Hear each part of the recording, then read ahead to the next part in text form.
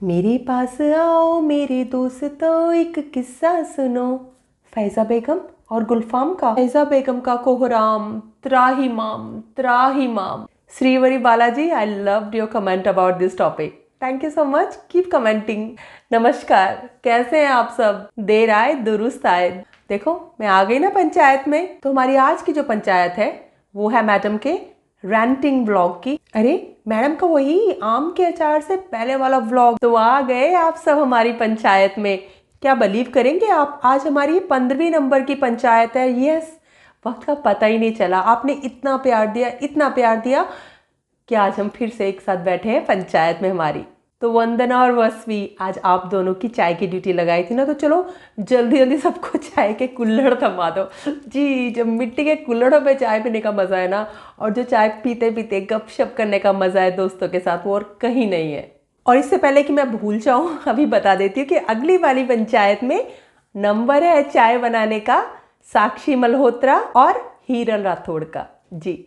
तो याद रखिएगा, चाय बनाना सबको पिलाना, ठीक है।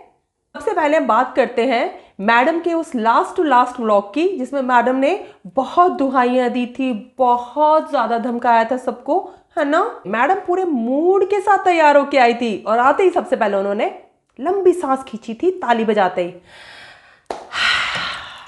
कितनी नेगेटिविटी फैलाएंगे आप लोग। मैडम ने तालियां बजा बजा के बद्दुआएं दी हम सबको, उन सबको जिन्होंने उनके व्लॉग्स के नीचे कमेंट्स करे सच्चे सच्चे, और उनको भी जिन्होंने उनके लिए व्लॉग्स बनाए और उनके व्लॉग्स पर फीडबैक दी। मैडम ने तालियां बजा बजा के सबकी ऐसी तैसी कर डाली। हाँ वैसे जवाब नहीं आपका मैडम, एक तो चोरी और ऊपर से सीना जोरी। भाई वाह, सच बोलना कब से नेगेटिविटी फैलाना हो गया। हाँ क्या सच में और नेगेटिविटी में आपको कोई फर्क नजर नहीं आता? सच बताने को या सच बोलने को नेगेटिविटी फैलाना कहते हैं। ओह, तो आपकी डिक्शनरी हमसे तो कुछ अलग ही है मैडम। हमारी डिक्शनरी में सच सच होता है, नेगेटिविटी नेगेटिविटी होती है जो कि झूठ होता है, और आपके लिए पॉजिटिविटी होती है कि जो आप कुछ भी करें तो आंख मूंद ले, सब मिट्टी डाल दे आपकी हरकतों पर, है ना। क्या मैडम आपको सच हजम नहीं होता? वीट की तरह, गेहूं की तरह सच भी आपके गले में अटक जाता है।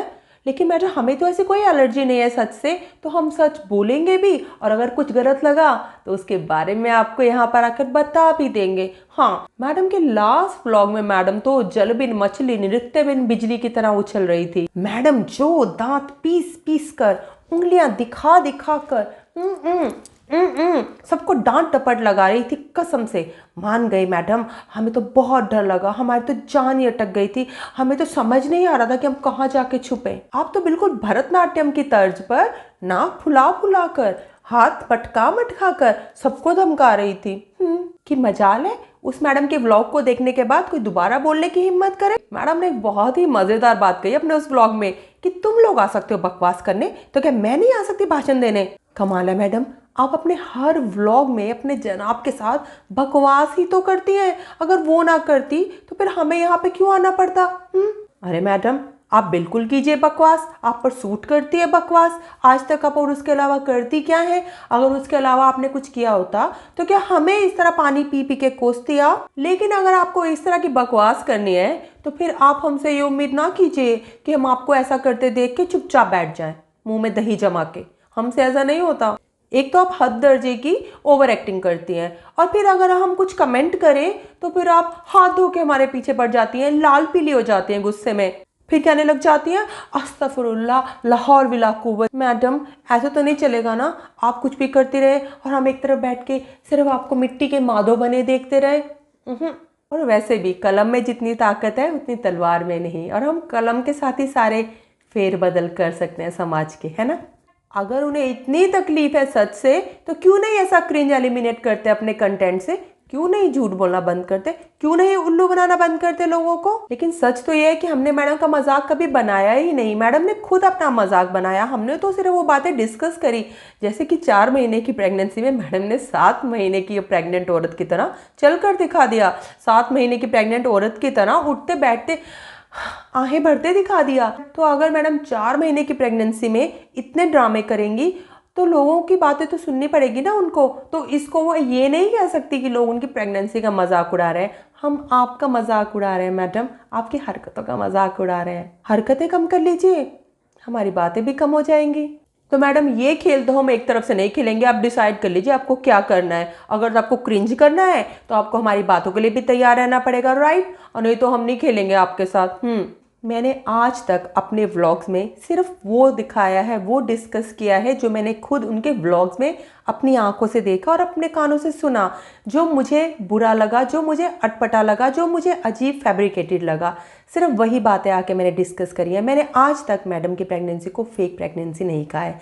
मैंने ये कहा है कि अगर वो 3 या 4 महीने की प्रेग्नेंट है तो उनका इतना बड़ा बम्प दिखाना, इस तरह से कमर पे हाथ रख के चलना बिल्कुल वाजिब नहीं है और एकदम ड्रामा है। ड्रामा क्वीन की तरह हरकतें करती हैं सिंपैथी लेने के लिए पब्लिक से कि उफ देखो तो मैं दुनिया की पहली प्रेग्नेंट औरत हूँ जिसे इतनी तकलीफ हो रही है, वो भी तीसरे या चौथे महीने में। तो हमने तो सिर्फ उसके बारे में बात करी थी। मैंने आज तक ये बात भी नहीं करी है कि मैडम का पहले कोई बेबी था, क्योंकि मैं जिस चीज़ के बारे में नहीं जानती हूँ, जिसकी ऑथेंटिसिटी के बारे में मैं नहीं जानती हूँ, या मैंने खुद अपनी आंखों से नहीं देखा है उस बात को, मैं उस बारे में बात नहीं करूँगी कभी, ना ही मैंने पहले करी है इस बारे में डिस्कस।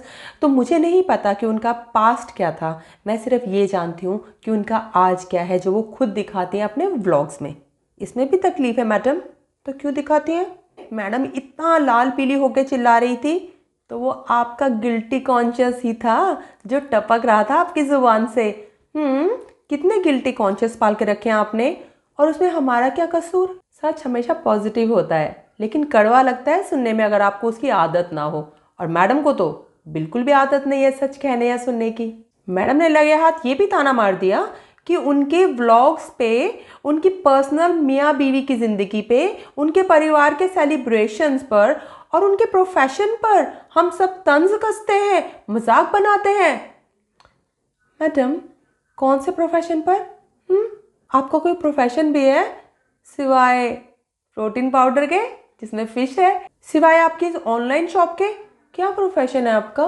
कि उस व्लॉग को देखकर तो फैजा बेगम हमें एक ही गाना याद आ रहा था, उतर आई अखाड़े में तेरे सपनों की रानी, मतलब जनाब के सपनों की रानी। आपके फैमिली ओकेजन्स देख देख के लोग पक चुके हैं। एक तो आप अपनी अजीबोगरीब पर्सनल लाइफ को व्लॉग्स बना के पेश करती हैं समाज के सामने, और फिर कहती हैं कि हजम करो इसको। क्यों भाई? अगर हमें स्वाद अच्छा नहीं लगा जो आपने परोसा है तो फिर हम क्यों कहें झूठ मूठ कि वाह मैडम क्या बनाया है?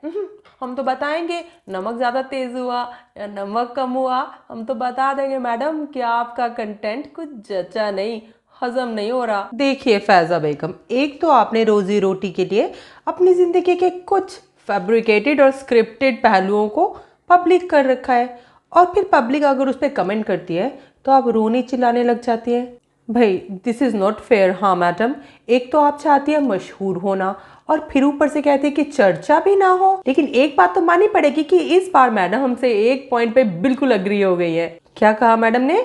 हाँ मैं तो हूँ नौटंकी। रियली मैडम, आप हमारी बात से सहमत हो गई है? वाह मैडम, इस बात पर कि आप अग्री हो गई हमसे, एक ताली बनती है आपकी स्टाइल में।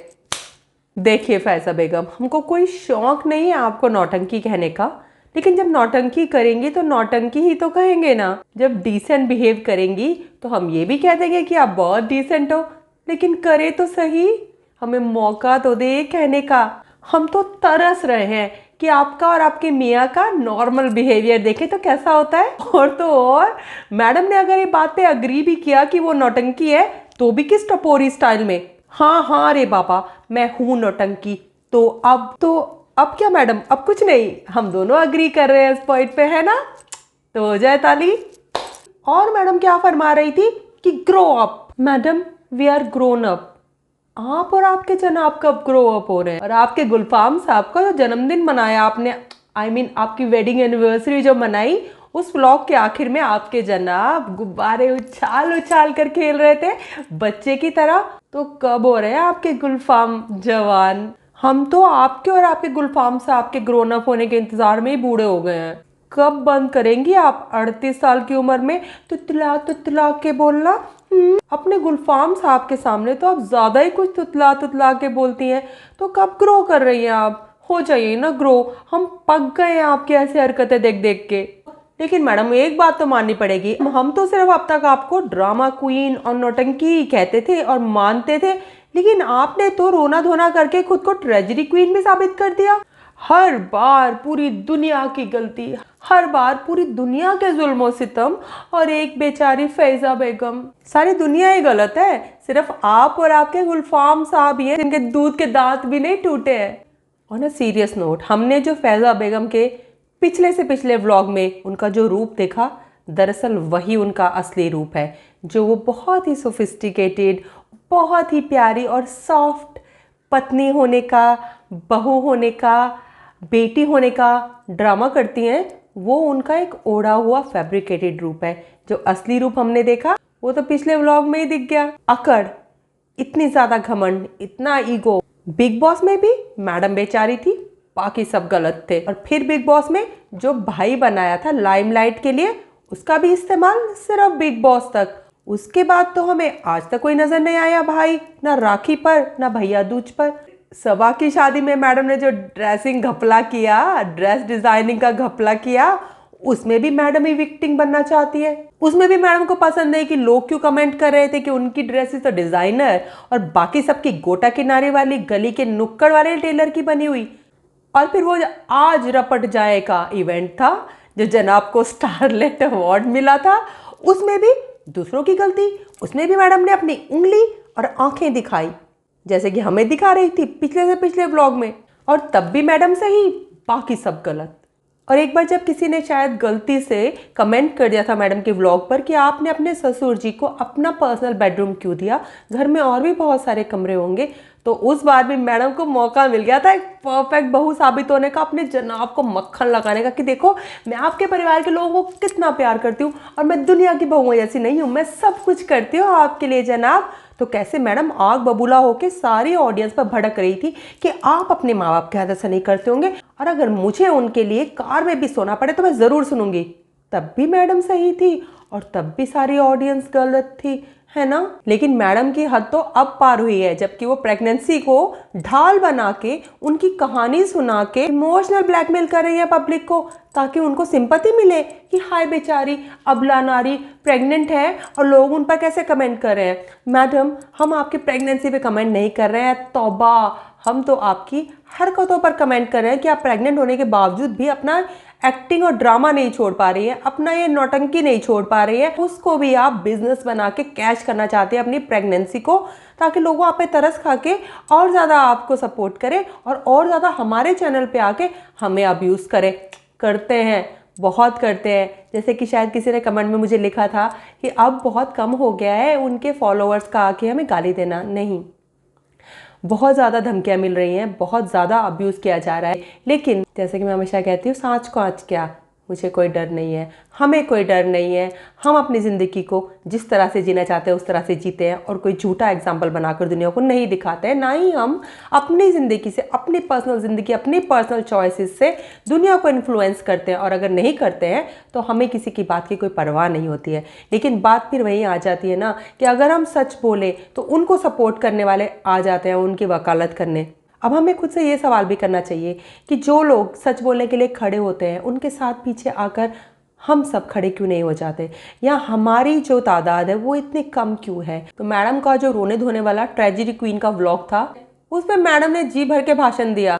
टीचर हो आप, हम स्टूडेंट्स हैं आपके, जुबान नहीं है हमारे मुंह में, तुम दोगी भाषण आंखें दिखा दिखा के, हाथ नचा नचा के, और हम डर के मारे डेस्क के नीचे छुप जाएंगे। नहीं, ऐसा नहीं करने वाले हम बहुत ही बदमाश स्टूडेंट्स हैं, हम तो खड़े होके नारे लगाएंगे। मैडम, अब हम डरने वाले लोगों में से तो है नहीं, और दिन पर दिन हमारी पंचायत की तादाद भी बढ़ती जा रही है, हम ख्याल लोग जुड़ते जा रहे हैं, कारवां बढ़ता जा रहा है। और एक बात आपने नोटिस जरूर की होगी कि मैडम ने जो अपना रोना धोना ट्रेजेडी वाला व्लॉग बनाया था, जो चेहरे पे 12 बजा के आ गई थी वो व्लॉग बना के, पानी पी पी के हमको बद्दुआएं देने, उस व्लॉग को भी मैडम मोनेटाइज करना नहीं भूली। उस व्लॉग में भी एड्स 2-2 मिनट पर आ रहे थे। मैडम पैसा कमाने का मौका तो कभी नहीं छोड़ेंगी, चाहे वो कुछ भी हो, चाहे वो झूठ बोल के, चाहे वो नौटंकी करके, मैडम ने तो कैश करना है बस। और एक बात मुझे लगता है मैडम अपना दिमाग ताक पे रख के वो कहीं भूल आई है। क्या कह रही थी मैडम, इतना उल्लू समझती है हम सबको कि आपको हमारी ज़िंदगी के बारे में क्या नॉलेज है। आप हमारी ज़िंदगी के बारे में जानते ही क्या हैं जो इस तरह के कमेंट करते हैं। हद है मैडम, भांग खा के आई हो होली पर क्या? दिन रात आप अपने व्लॉग्स में पैसा कमाने के लिए फैब्रिकेटेड लाइफ के अलावा और दिखाती क्या है, और जो दिखाएंगी हम तो वही देखेंगे ना और उसके बारे में ही बात करेंगे, और फिर भी आपको मिर्ची लगती है। खुद ही आप अपनी पर्सनल लाइफ को कंटेंट बना के यूज़ करती हैं, चाहे वो शॉपिंग हो, जना आपका जन्मदिन हो, आपकी एनिवर्सरी हो, खाना बनाना हो, मेकअप करना हो, कुछ खरीदना हो, कुछ खरीदवाना हो, तो ये सब तो मैडम आप खुद ही शेयर करते हैं स्क्रीन पर आकर, और फिर कहते हैं कि हमें आपकी पर्सनल लाइफ के बारे में क्या पता चलता है। मैडम आपने तो अपना पीरियड की डेट्स भी शेयर कर रखी हैं स्क्रीन पर, तो इससे ज़्यादा और पर्सनल क्या होता है एक स्त्री के लिए?